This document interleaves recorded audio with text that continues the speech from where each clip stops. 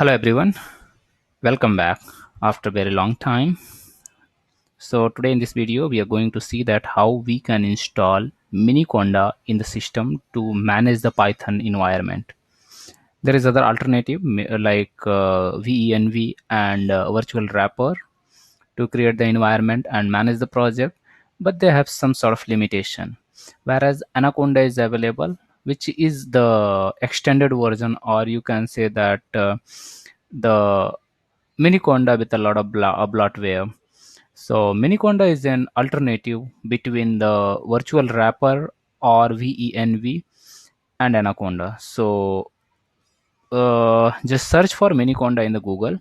Obviously we will talk about the benefits about it into the coming time. So first install it.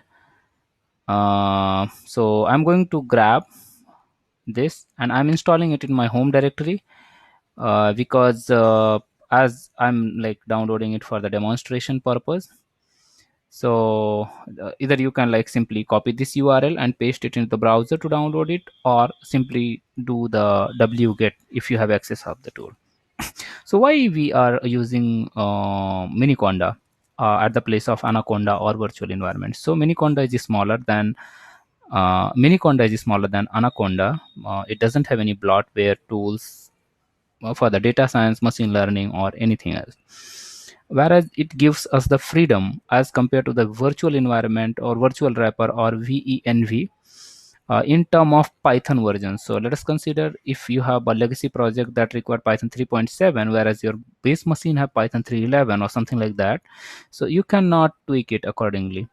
But with the help of this miniconda, you might be, or you can be the space efficient if you are doing some development in the Docker or something like that.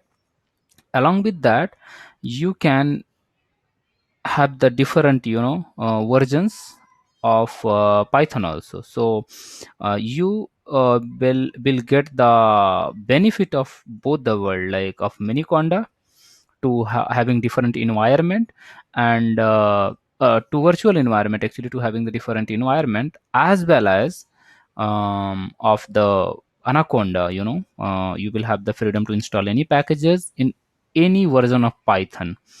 So you can update this specific flag where you want to install the package, even though you have created a directory and downloaded this sh file in this directory, but you have very much option to install it in any other directory. So as long as you will update it, the prefix will change and the tool will install in that.